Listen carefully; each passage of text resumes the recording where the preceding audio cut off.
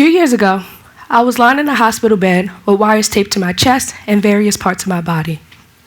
Fear pressed heavily on me with each beep of the machine checking my vitals. I felt small and powerless, unsure how the night might end. Test after test was ran, but there were still no answers in sight. Eventually, the doctor sent me home with what felt like nothing more than a shrug and a good luck. Now, you may be wondering, what put me in this situation? And the short answer is stress. I was experiencing sharp, debilitating chest pains and pounding headaches. What the two combined made it hard for me to breathe and think. Each symptom was like a warning sign, a red flag let me know that my body was shutting down. I was spending my days completing work that I had prioritized over my own health. I was unhappy and burned out.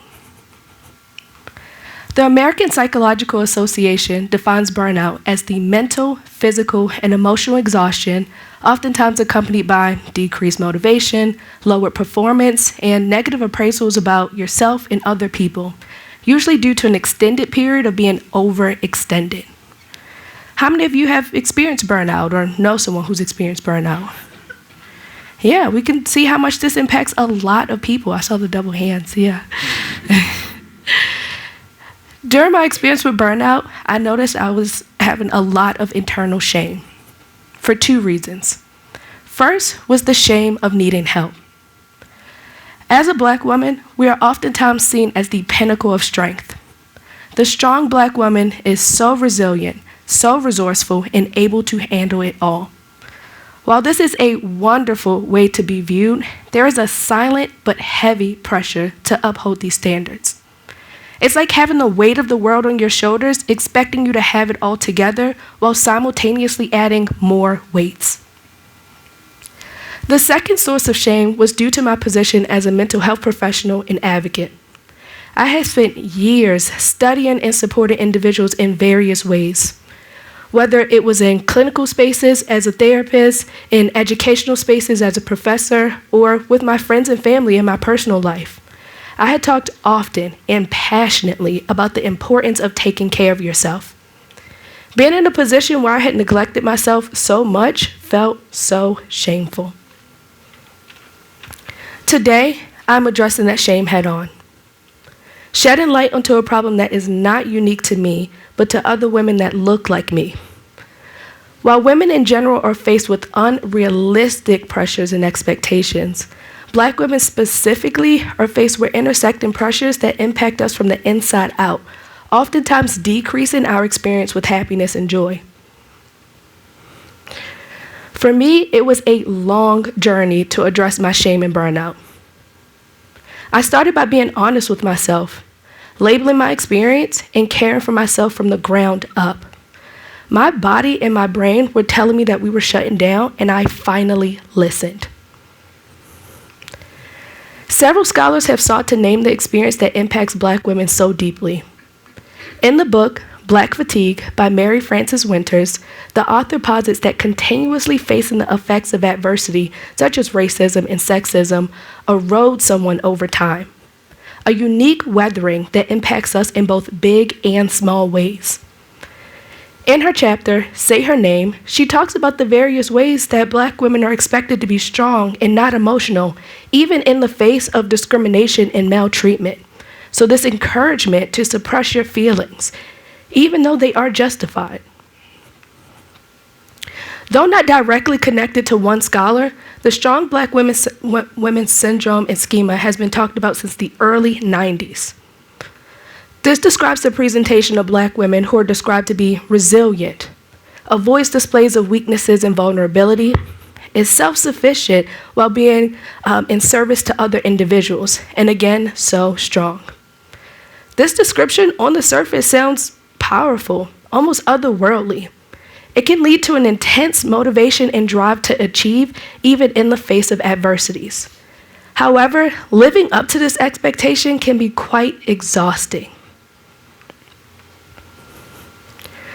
During my experience with burnout, I was suffering. Suffering is oftentimes seen as this badge of honor, which distorts our experiences with happiness and joy. I was waking up before the sun, going to sleep long after midnight. I barely ate, and when I did, it was marginally nutritious, if you count the lettuce on a fast food burger. And I wasn't moving my body in any healthy way. My inner voice was growing louder and louder, accusing myself of betraying my own values. And yet, on the surface, I was being praised. I frequently heard how proud people were of me. We don't know how you do it all. We're so proud of your dedication. You're so strong. I usually just nodded along. When I was alone, their voices played together like a chorus, reminding me that I had to keep going. My suffering and burnout was being reinforced and praised. Now I bristle at the word resilience. It no longer feels like that badge of honor. Instead, a reminder that people valued my suffering more than they saw my humanity. I never asked to be strong. It was something expected, almost demanded of me based on the intersection of my race and gender, as if having it all together was the only way that I was allowed to exist. Though it is oftentimes praised, suppressing our emotions do not make us strong. In fact, it can put us at increased risk for different mental health and physical health conditions. We could see presentations of individuals with things like high-functioning depression and anxiety, where on the surface, they look put together, but on the inside, they are suffering. And this could put them at increased risk for different chronic health issues, such as gastrointestinal issues, heart problems, and even migraines, some of which were the aftermath of my own experience with burnout. I recently participated in a group with mental health clinicians in training. The group was diverse in race, in gender, and geographical location. The topic was, of course, burnout. When initially asked, many individuals raised their hand to say that they had experienced burnout. After providing the definition, and many individuals shared their own experience with burnout, myself included, there was a subset of the group who realized that they had never actually been burnt out, just overextended. But this did make me question, who is given the grace to take care of themselves? In the book, Sacred Pampering Principles, the author, Debrina Jackson Gandy, talks about the various ways that Black women are encouraged to abandon their own values and praised when they are in service to other people.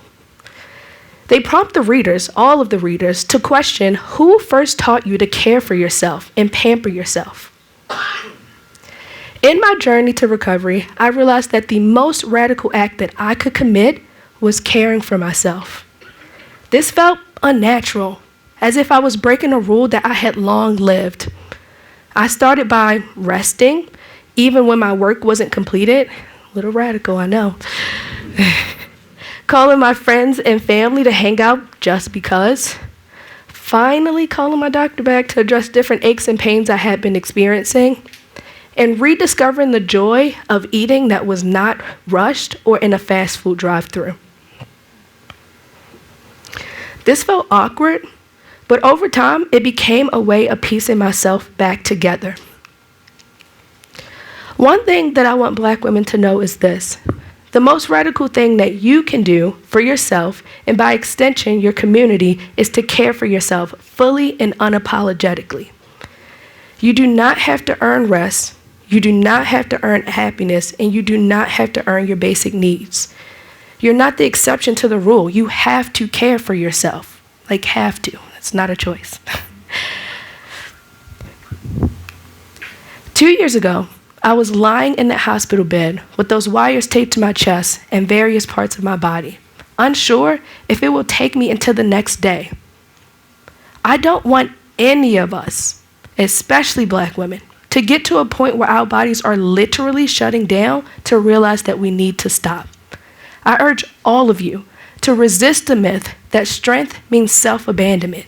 Resist that applause for suffering. Instead, choose happiness. Choose self-care. Choose caring for yourself and your community. Because when we redefine what it means to be strong, we redefine what it means to be happy. Thank you.